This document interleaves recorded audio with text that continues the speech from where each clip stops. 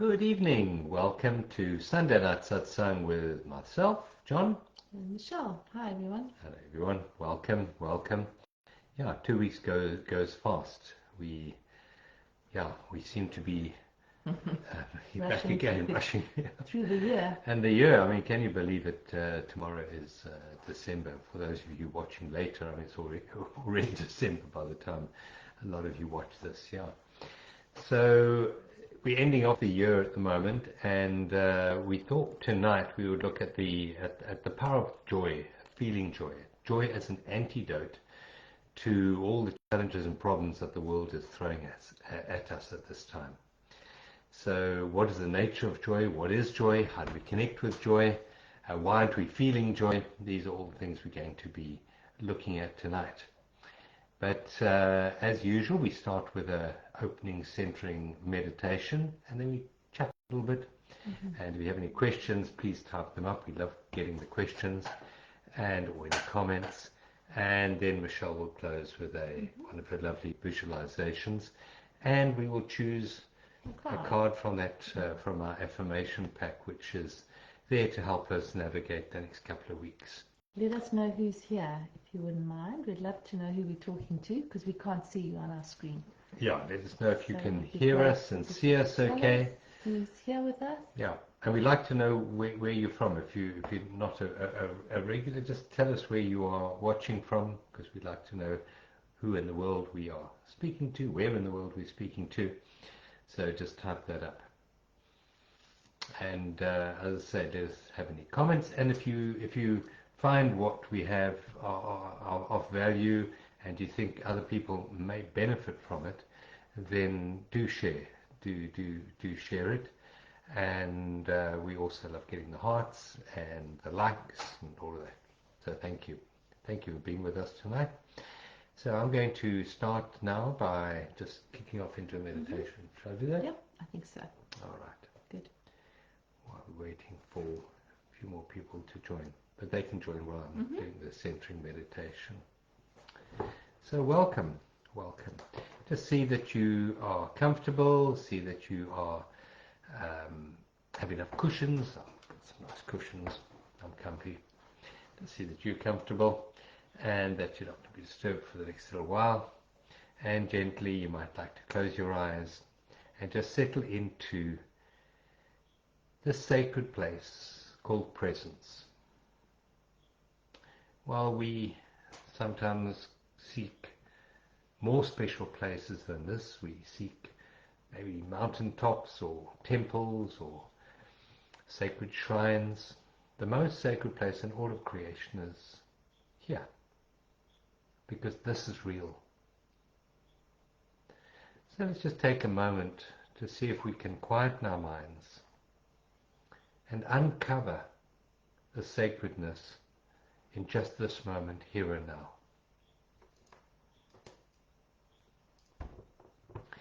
And we do that by shifting our attention from the stories in the head. And if we drop our attention down into the physical body, we find an automatic release from the stresses created by the thoughts about life.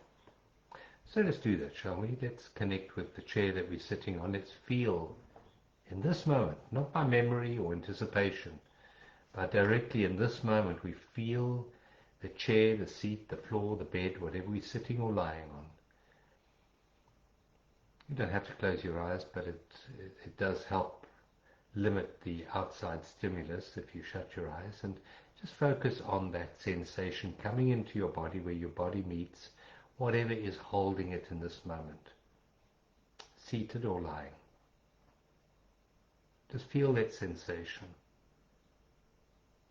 And you'll be amazed, because that sensation of the chair was always being received, but because our attention was placed on other things, and possibly other places, we were not aware of their sensations coming into the body. Right now, just see if you can pick up the temperature of the room, of the air on your cheeks, on your arms. And notice how much more alive you suddenly feel when you become aware of the sensations in the body. Become aware of where your feet are resting, the sensations in each one of your toes, your hands, where they're resting right now. Feel your hands from the inside, not by memory, but directly in this moment, directly experiencing your hands in this moment. Now take a very deep breath in, and as you breathe in, just feel the air coming into your body. It's such a treat, it's such a pleasure to take a deep breath in and then to sigh it out, a long, long sigh it out. Just relax your shoulders and your neck muscles as you sigh out. Take a second, very deep breath in, draw it right down to the solar plexus this time. And then that lovely long surrendering breath out, just release it, let it go. Take a third, very deep breath in, right down to the solar plexus and up to the top of the head. So you're blowing your body up like a big ball, and then releasing, and then releasing. Now just doing those 3 conscious breaths, 3 breaths taken with full awareness. The body goes into balance. You find your parasympathetic and your sympathetic nervous system start to become balanced. Blood pressure drops, normalizes. Your body goes into the repair mode. So we start supplying the extremities of the body and the internal with more rich blood, which helps the body heal. So just in these few moments that we've been together, focusing on the body and the breath, our body is in a healthier state now than it was a few minutes ago, more relaxed. We know that most dis-ease is exactly that, dis-ease. In other words, stress. Just by doing this deep breathing and focusing on the body the way that we have, we suddenly open up and become more relaxed, which is far healthier for the body and far healthier for the mind. We are able to work through challenges more productively, more intelligently when we're relaxed compared to when we are stressed. And all we are doing is we're focusing our attention on the isness of life in this moment. Let's bring in another faculty of the body now, listening. Just see what you can hear in this moment. From where we're sitting, I can hear a little evening cricket. I don't know if the microphone is picking up the little cricket, but we can hear it. In order to truly listen, we have to be present.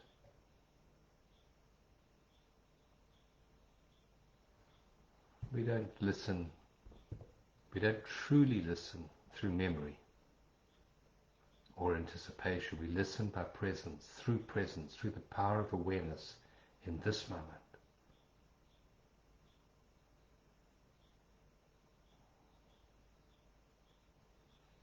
Just bring your attention back to the breath, not trying to control it in any way, but just being aware of the rhythm and flow of the breath as we listen. And you might find, if you listen very carefully, you might even find that you can hear the pulse in your ears. Every time your heart beats, it pushes a pressure wave through the ears. And if you become quite quiet inside, you'll be aware of that pulse, the pulse of life in this moment, here and now.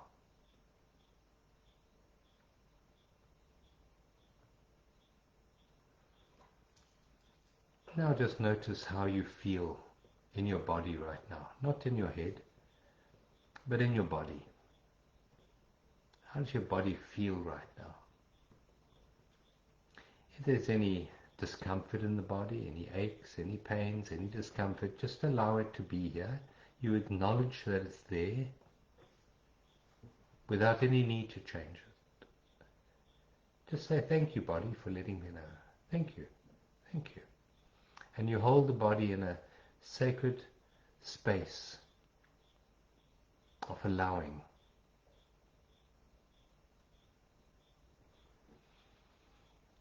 And another name for holding the body or holding anything in a sacred place of allowing is love.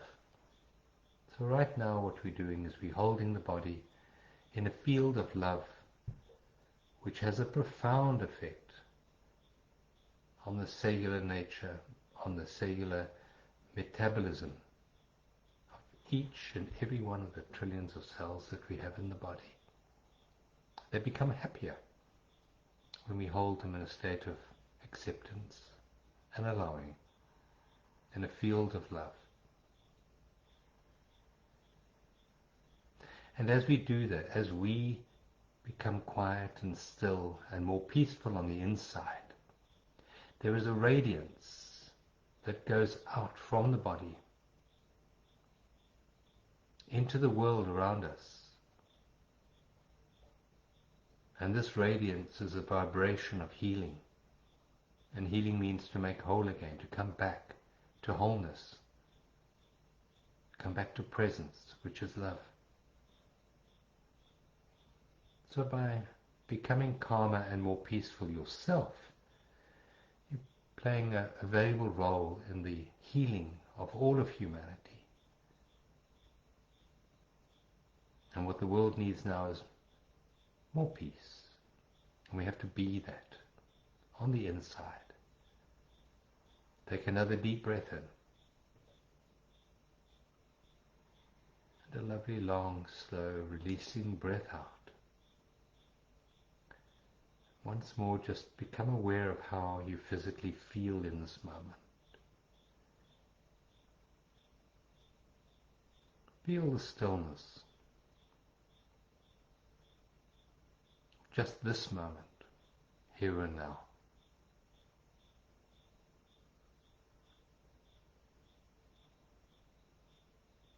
And softly, when you're ready, gently open your eyes. And just keep the centeredness as your main focus and your main attention. That was lovely, thank you. Thank you. Welcome everyone. Hello. Yes, thank you for joining us tonight. People joined us. Thank you. Good to see you. Hi Diane and Sonia. Yeah. If you've just joined us, let us know who you are so we know who's with us. Who's joined us, who's Right. sharing their vibration, their peace, their presence with us this evening.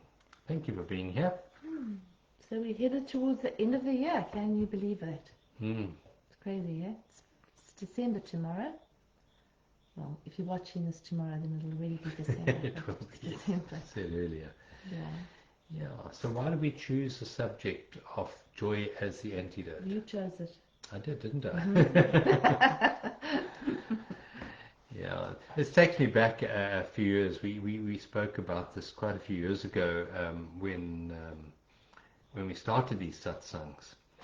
And the world was in an awful lot of fear there. There was this dreadful, terrible virus that was going to kill everyone. And everyone was locked down in their houses when we started the satsangs. And I spoke back then, I said there are three things that you can catch right now. The one is the virus, which isn't really a problem. There's some very basic things you can do to improve your immune system. Don't worry about it. It's basically the risk factor is the same as normal flu. I said that's not the problem. The problem is the second thing that's really contagious that was being spread around at that time, which was the fear virus, I called it. And that was being spread by the media, governments and the media, and the health professionals, a lot of them. And I said, you don't want to catch that one, because that one lowers your immune system. The moment you're in a state of fear and anxiety, your immune system crashes and you catch everything going around. And I said the third thing going around is the one that you want to get and you want to spread, and that's the love virus. And those were the three. And if you think back to that time, the thing that was shut down the most 4 or 5 years ago was the ability to really experience joy in an external way. So we weren't allowed to go out, we weren't allowed to go to the beach, we weren't allowed to lie in the sun, No entertainment. we weren't allowed to go and dance. You could go to casinos. Casinos were okay. Yeah. So, Go figure. yeah. Apparently, that dreadful virus didn't go near casinos, but it went everywhere else, even on the beach. You couldn't even surf. And the thing that was really being shut down was joy. Why would joy be shut down that way? Because of two reasons, I think. First of all, is because it reduced the body's ability to fight anything, so people would naturally get a bit more sick.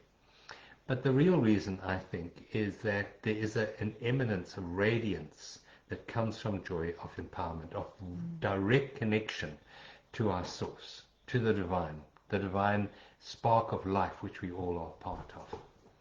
And we were being, they say that, if you want to control a population, you divide them, you separate them, and the energy that is the umbrella energy of separation and division is fear.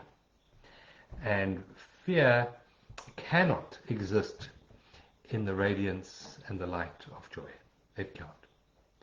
And so I believe that was a psyop. I mean, I'm just being honest here, a psyop, to see how far humanity would go down that path of fear. And the other side of that was joy. And there were many individuals that picked up on this and really felt the joy of whatever the situation was. The joy of sitting inside, the joy of not sitting in traffic, the joy of nature becoming more alive. Connecting with their families. Yeah, that's right. And there were dolphins coming back into rivers again, I think, if I remember correctly, and everything became more alive. And so a lot of people experienced the joy, while a huge percentage of the population experienced the fear. So I thought we would revisit that, because we're going through another time of massive transformation in the world right now. And it is really important, I believe, to see the contrast between those two worlds, the world of fear and the world of joy. And it is really important, I believe, each one of us is like a powerhouse, and we can generate the energy of fear or the energy of love. And for those of you who are obviously watching this, you will be more inclined to focus on the world we want to build, which is the world of compassion and care and empathy and community, and love is the umbrella for that one. So we thought we'd visit that topic tonight, of the antidote to all the problems in the world. And problems are all laced with fear and anxiety, and the antidote to that is joy. So that's why we decided to talk a little bit about joy tonight. It's a very important medication for the woes in the world. Yeah, naturally, when we are in a joyful state, however we arrive at that state, it naturally diminishes the problems, because the mind actually starts to back off a bit. I've been painting for the last 3 days on a workshop, and it's been beautiful to get into that space of just being present with paints, and not necessarily having an outcome, but just sort of joyfully just experimenting and trying new things. And what happens is the mind backs off for a bit and allows us to actually connect with something deeper and more real and more lasting. So it's not really about the activity as such, it's about the state that it brings us into, whether that's cooking for some people, or making music, or painting, or walking in nature, or sitting watching a little bird flitting. We've got 2 sunbirds, or a lot of sunbirds, that come and get sugar water from us. And just watching that can actually bring you into a state of joy, because, again, the mind's actually cleared in that moment. And you focused on beauty, or you focused on something which is inspiring. So I just feel that one of the biggest things for us at these times of huge transition, with so many people in suffering, is to find that within us and to focus more on that rather than focusing on the dramas outside of us and the world. Yeah, because the old world has been very much built up, as we discussed in the last Satsang, very much based on form. And all form has a beginning, a middle, and end. It's born, and we have an experience, and then it dies.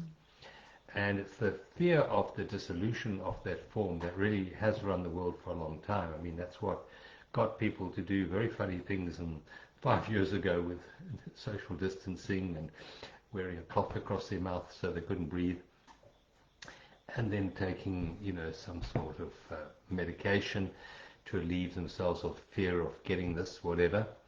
And that was all. It was all a shutdown of the true power that we have within us, the true power. And I believe that it is really important now, as we go through this transformation, to awaken to the authentic beingness that we have within us, and that authentic being is in what we call the vertical plane.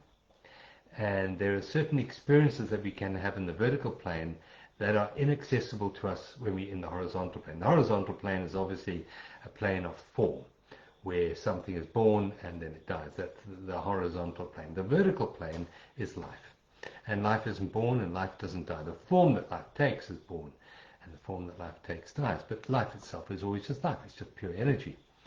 And the more we identify ourselves and our state, our internal state, with the form, the more imprisoned we are to the cycle of life and death and control and manipulation.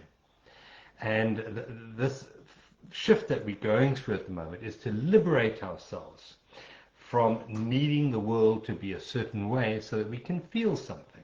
That's the big one. So in the old way, we needed X to be over there and Y to be over there and everything to be predictable, and then we could feel maybe safe and happy.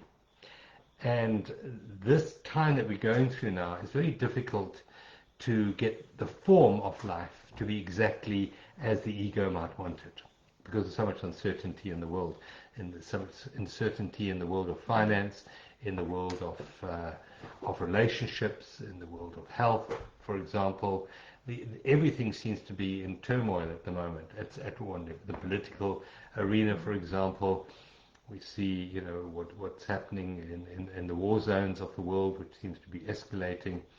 And it's very hard to find solidity, predictability, and niceness in the world of form. So what this now is almost a delamination of our internal state from the external world. We can allow the external world to dictate our internal world, but that isn't a very happy place.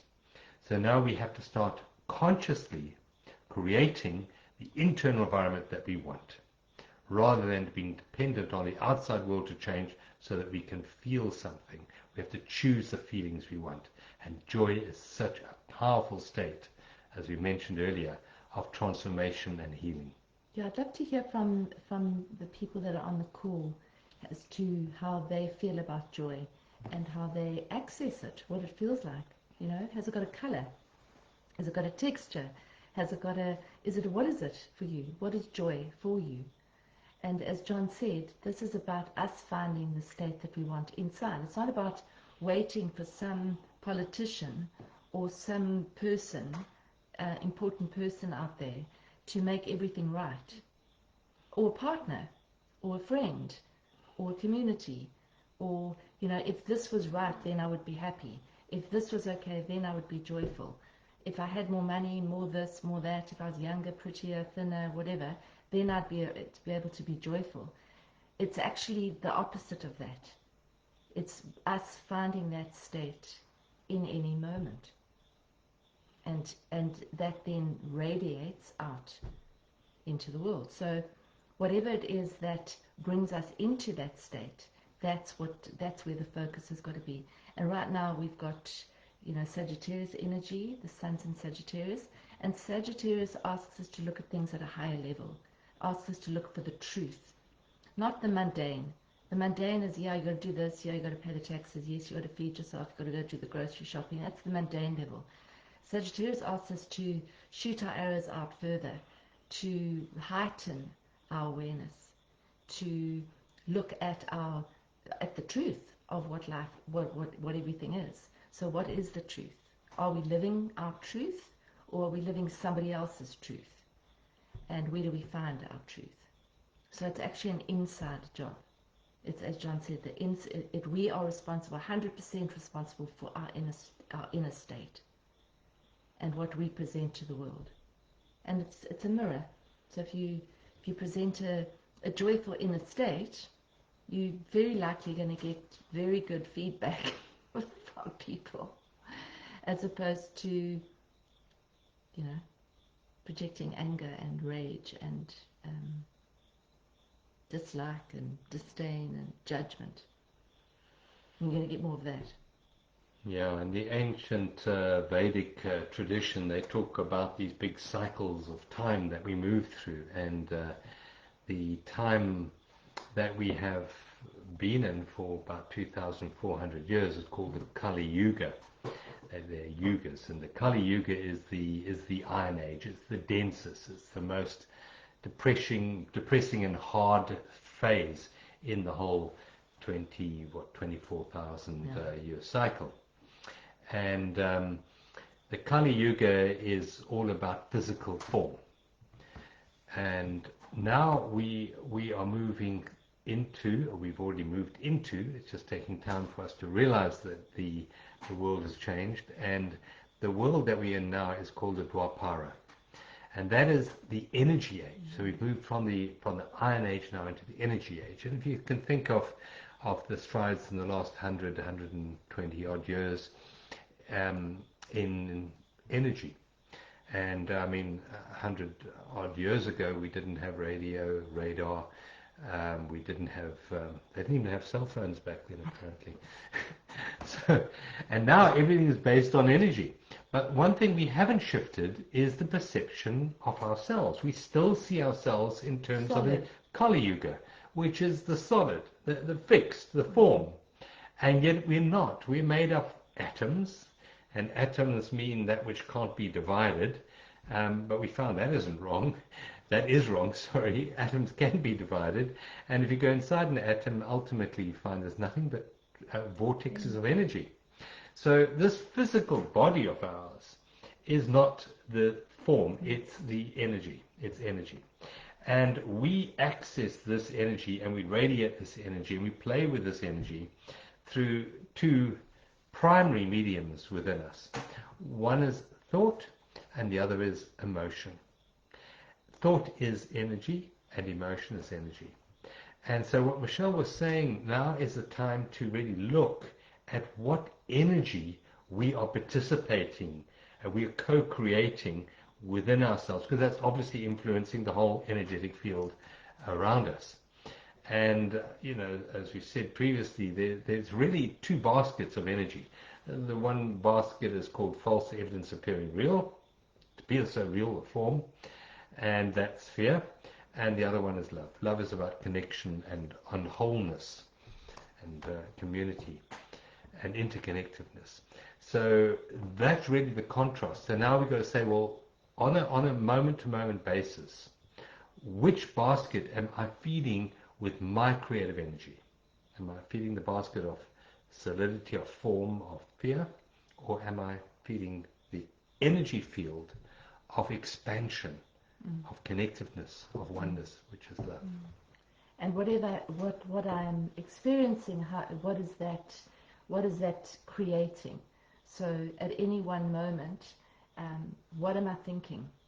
Just stop yourself and just say, what am I thinking right now? And then you can immediately, if you want to, if you choose to, because this is about choice. This is something that's coming up this week with the full moon on the 5th. It's all about choices, and the energy is already here. Are we going to choose? So what do I choose to think? What do I choose to say? If you're continually saying, I'm tired, or I'm sick and tired, or whatever it is, that becomes a mantra. And mantras are very powerful. So what are we saying? What are those mantras that we keep on saying out loud or to ourselves? You know, what are we saying to other people? How are we communicating with ourselves and others? So I think that's a big thing, because that's a vibration that goes out and it radiates. So it's just to be aware of it, and it's very easy to put out fearful vibrations because we're surrounded by that. You know, the media, you don't sell media. Joy doesn't sell media. Disasters does it. People watch things because it's dramatic and it's dramaful, and it engages the fear response. Actually, that's what sells products. So it's just to be aware of what we're listening to and what we're imbibing in terms of communication as well, and making better choices for our own well-being and for the well-being of people around us. You know, are we constantly going to war when we don't have to? Are we defending all the time? It's, you know, it's a sort of a knee-jerk response, but we've got to just see it.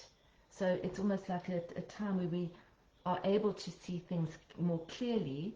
If we actually just slow down, quieten down a bit, we can actually see it and not judge yourself for it, but just see, my mind does actually go there a lot, and I do actually defend a lot, or I do judge a lot, or I do go to war a lot in my own mind with myself. You know, I was watching one of the ladies today at the workshop, and she kept on telling herself how stupid she was, and she didn't realize, you know. So I said, no, you're being very horrible to yourself. Because she didn't know. It's, you know, if you're not conscious that you're doing it, you're just going to keep doing it. So now's the time to become more conscious of it and to make a different choice. Just in that moment, she's go, yeah, I actually am being quite nasty to myself or someone else. I actually don't need to do that. I can bring my energy back and be kinder. Say awareness is the greatest agent for change. So that person you were speaking about, she didn't have any awareness that she was speaking to herself so badly. And yet maybe, hopefully, you pointed it out in a certain kind way. I know you would have. And maybe she became more aware of how she was speaking to herself, because they say if you spoke to your best friend the way you speak to yourself, would you have a best friend anymore? You probably wouldn't. A lot of people speak very badly of themselves, and they don't treat other people that way. So why do we treat ourselves so badly? So just aware, oh my goodness me, yeah, I'm not being very kind to myself, am I? And that is then with that awareness we can then be kinder to ourselves, and we can start choosing the feelings we want to feel. I mean, she's obviously criticizing herself, and that's, you know, that is not terribly helpful in the energy of transformation. Criticism is not a good vibration. So when we start being kind to ourselves, we start to accept ourselves more. We start to appreciate ourselves more, and that is the vibration which feeds the basket of love, which feeds the new earth being born in the vibration, the frequency of love. And there's a law in the universe that says whatever you pay attention to, whatever you value and pay attention to, you expand. And so it is with these frequencies that we're talking about. If you self-criticize and you play the blame game on yourself and on others, because I promise you, if you're speaking to yourself badly, you will find yourself automatically speaking to other people badly. So it's to monitor, how do I treat the world? How do I treat the present moment? Am I at war with the present moment? Because then you're at war with yourself as well, and then you're creating more war.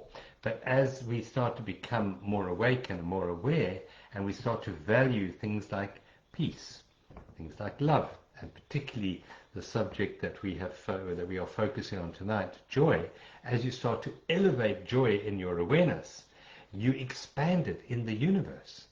You physically expand that frequency of consciousness in the universe. So just to go back, whatever you focus on with intention expands. So if you're caught up in the electronic media, and as Michelle was sharing earlier, electronic media is all about fear and anger and resentment, those base levels, to keep you consuming more media, you're going to be feeding the world that you don't want. However, there's another world that you can feed, and that's the world of nature. If you go into nature, you don't judge nature so harshly like we judge. And I absolutely guarantee you'll feel more alive, more nurtured by being in nature. So just diminish the time you spend on media and expand the time you spend in nature, and you'll find nature will feed the joy aspect of yourself.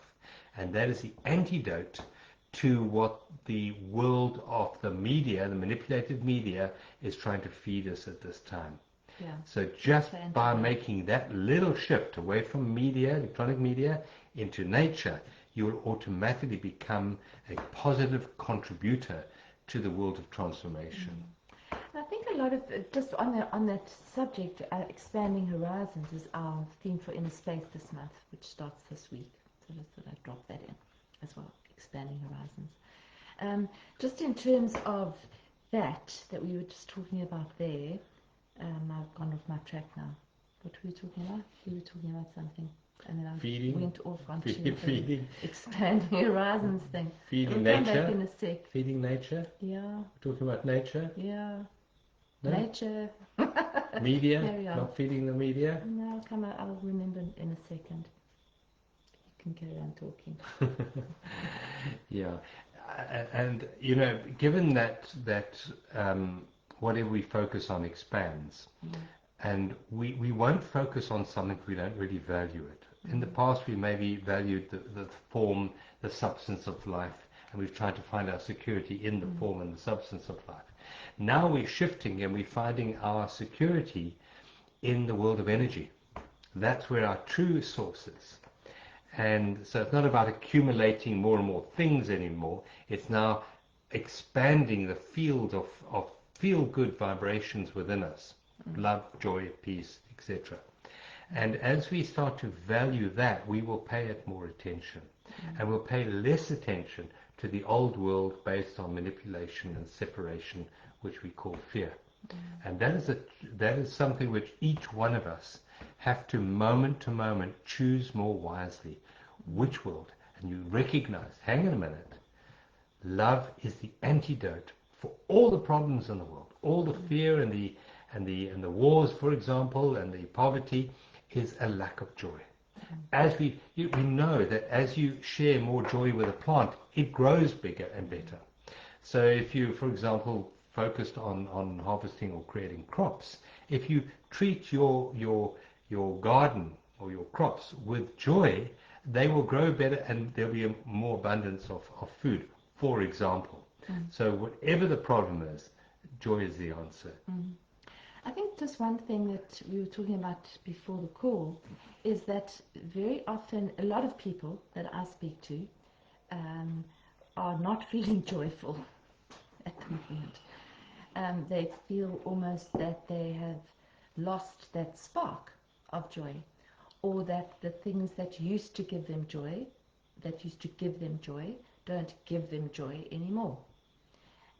So they might have gone out in a big party and felt what they saw as joy, and now they don't. Or that particular activity that they did, or those particular people, or whatever it was, it's sort of almost that the spark might feel like it's gone out. And I think this is part of the transition that we're in. It's that caterpillar that's no longer a caterpillar, and it's gone into caterpillar gunk, and it has not yet become a butterfly. And we're in a transition. This is a transition. And as part of that transition, you might just find that those things that used to spark your joy, what you saw as joy, don't anymore. And that you are being asked to go into a different place to find that joy. It's not necessarily in the same place, in the same way. So if that is happening to you, I think it's just to be aware that there's nothing wrong. There's nothing wrong that you suddenly don't have joy in those situations anymore. Because you've shifted. Your energy has shifted. A lot of people I'm speaking to are not able to handle alcohol the way they used to handle alcohol. They just can't. Their bodies can't deal with it. or different sort of foods, junk food and that kind of thing. A lot of different things are shifting as our energy shifts. So I think just be aware of that as well, and just simplify it completely. To find joy in it's here already. It's not. You don't have to actually go out and find it. It's not there, somewhere else. It's here. So to reconnect with it, I think, is more sort of accurate than finding it, than going out to find it somewhere else. Yeah, I know Alan Watts was talking, he used a great analogy, talking about the old world based on seeking, always on future, because you seek in time. So you're always looking for something in the future to fulfill you, to give you joy or whatever it is. And he says, rather like being in a house and going from room to room, seeking and seeking and seeking and seeking. And then you realize that what you were looking for was actually the house, which you were in all along. So it's to realize that what you are seeking, be it joy, be it abundance, be it love, be it peace, is actually here already. In its fullness, it's here already. But the very act of seeking takes you out of the vertical plane, where joy is, into time. The very act of seeking requires time. If you remove time from seeking, you're present.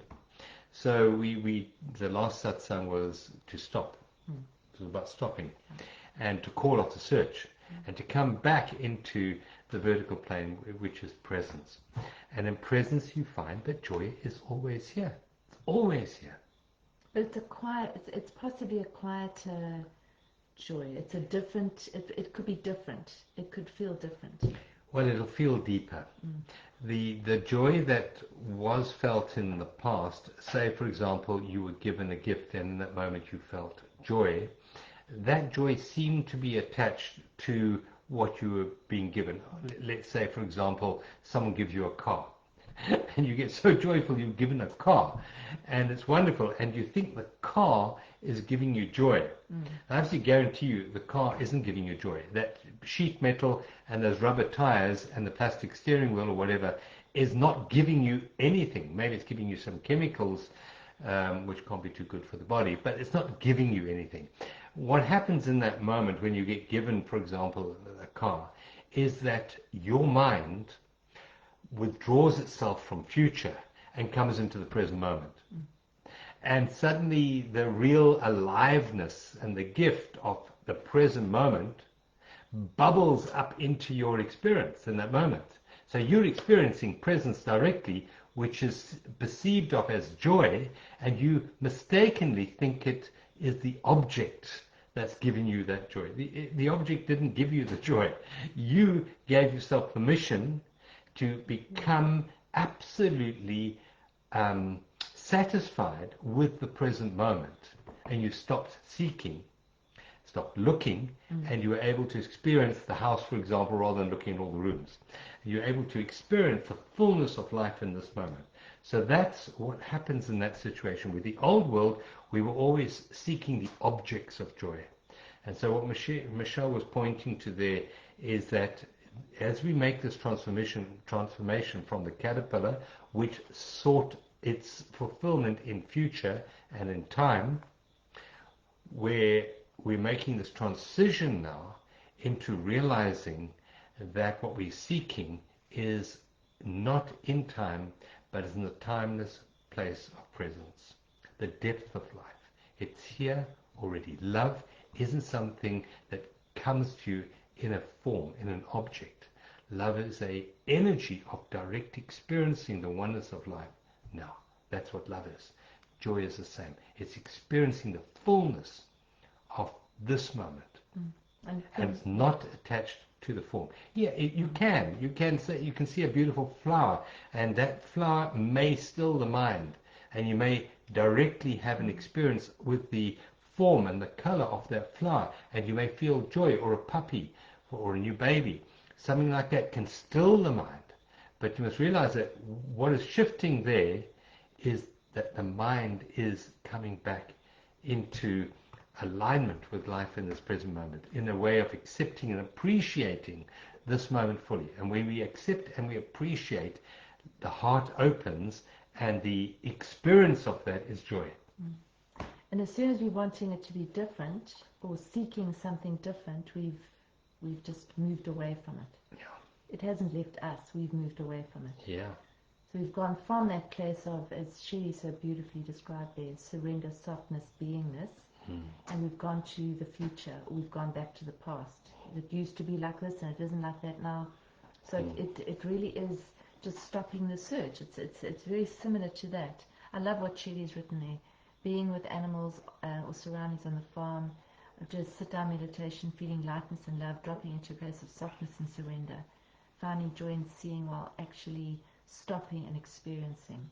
Yeah, appreciation. Just That's it. Just it's like a dropping in. Yeah, it's beautiful. Yeah. It's a lovely description, Sherry. Yeah. Thank you, Shelley. And we talk about the vertical plane. The vertical plane is a place of the depth of life. Instead of looking for the accumulation of more and more things, we start coming into full appreciation of exactly what this moment is presenting us within this moment. It's just the fullness of life is always here. And when we're able to quieten the mind, bring it out of time, out of memory, and out of projection to future, and experience the richness of life here in this moment. I know there was a teacher 2,000 years ago when he was asked in the Gospel of St. Thomas where heaven was. He said it's all around you, but you perceive it not. It's a perceptual problem because the mind has the unique ability to make what isn't more real than what is. And what isn't is past and future. What is the present moment. And heaven is to be found by the depth of life in this moment rather than a future experience, which the mind is always looking for. So it's dropping out of time into alignment with life. And that's the doorway that opens up the field of love within our perception. So you've chosen a card. You pulled a card. I pulled an orange card. Okay, that's lovely. That's orange. beautiful. Yeah, you're going to share that in the meditation. Will do. Okay. Okay, so let's just go into a short meditation to see us out. And we'd still love to hear from you guys what you feel as joy. If you'd like to share with us, we'd love to see your comments. And if you're watching this on YouTube afterwards, please do share that too. Thank you, Paula. Yeah. And if you are watching on YouTube, if you can just subscribe to our channel as well. It helps, yes. Great. Alright, so just settling in, taking a beautiful, deep, joyful breath in, filling up your lungs with this incredible air and oxygen, and then releasing. Taking another beautiful, deep, full breath in, filling up your lungs, and then releasing. And as you release, just allow your shoulders to soften and to drop. Allow your hands to rest softly in your lap or wherever you're sitting, if you're lying down by your sides. And just allow yourself to drop into this place, this quiet place, underneath the surface of the busy mind, underneath the surface of seeking and wanting and desiring and regretting.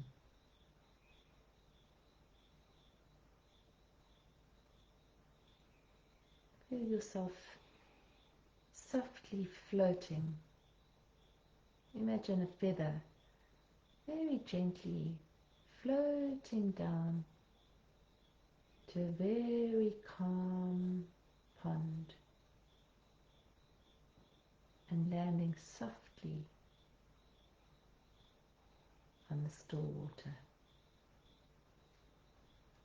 Allow yourself to do the same. Allow yourself to just land softly in this present place. Just giving yourself a few moments away from seeking. A few moments away from doing. few moments away from wanting anything to be different. Give yourself the luxury of a few moments of simply being here now.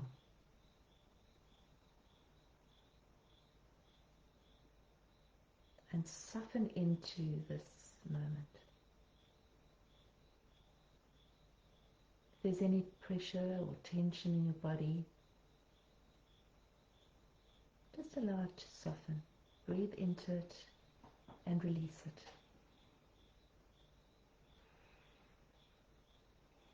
You might notice the mind might be coming in with thoughts. Just allow it to come in with thoughts and allow the thoughts to pass by, like clouds in the sky.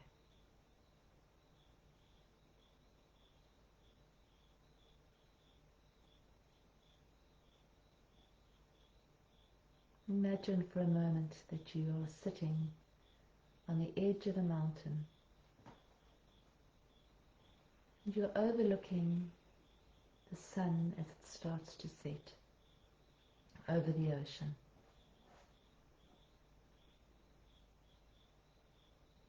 Imagine the peace, the tranquility,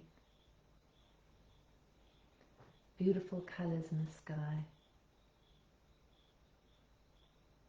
gorgeous reflections on the water.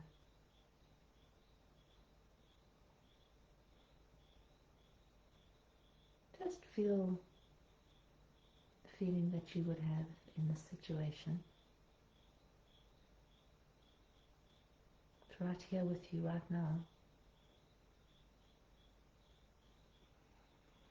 Gratitude for another day, gratitude for the sun coming up and setting, for the evening that's about to come in, a time of rest.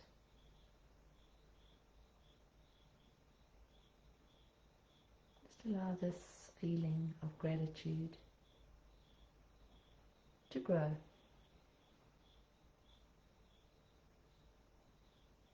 To be fully present and open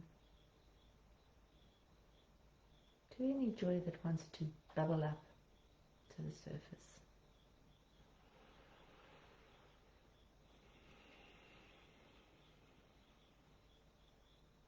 Once again, if there's any tightness, deep breath and let it go. Any thoughts, troublesome thoughts, deep breath and then just release in this moment.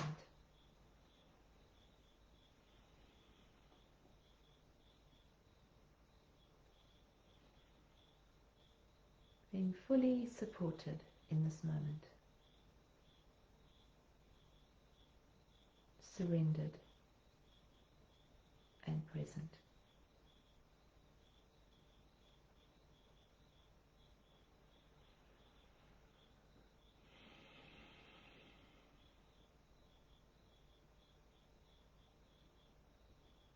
Listening to the sounds that you can hear around you. Just noticing, becoming aware.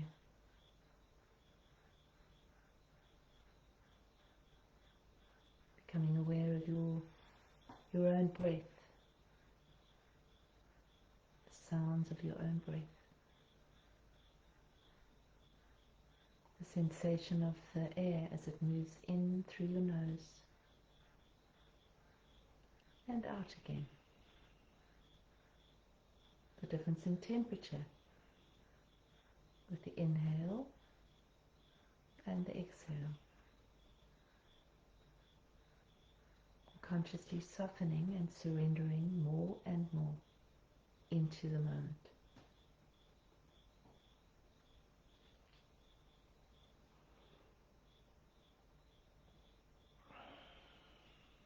Our affirmation for this evening is life is always balanced in the now. So feeling this balance, right now, in the moment. Feeling the relief from the busy mind, from all the doing. The release,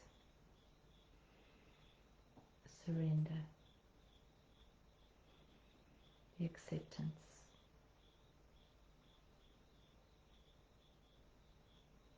The love that's right here, right now. Holding us all in this space.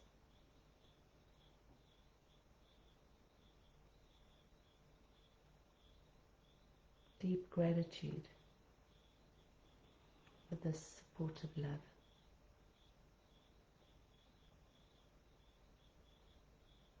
Life is always balanced in the now.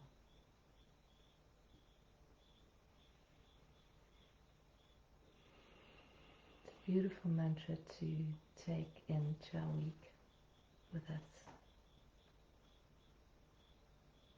If you feel unbalanced at any point, 3 deep breaths and possibly this mantra will bring you back into the present, into the now, into the place of love.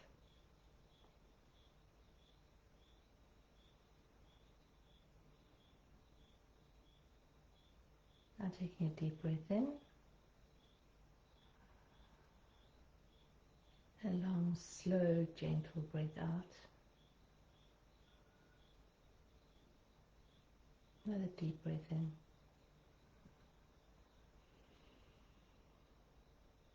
And out. And when you're ready, gently open your eyes. Thank you, that was lovely. Thank you. Good. That was really nice. Yeah. Thank you for being with us tonight. And just a closing observation is to realize that the caterpillar looked for joy in the doingness. The old human part of us looked for joy in the doingness. Where the new transformation is finding, discovering, seeing, perceiving the joy in the being. As a shift from doing to being. Thank you for being with us tonight, and we look forward to catching up with you all those on the Inner Space. Inner Space is our online community. We meet up twice a month, and we're meeting up this Tuesday. And it's Expanding Horizons is the theme for December. So we look forward to catching up with those on our Inner Space on Tuesday night. And those of you not a member of Inner Space, you can just join. Go to our website, journeysofawakening.com, and you can sign up there. Thank you all. God bless, and we'll see you soon. Thank you. Lots of love.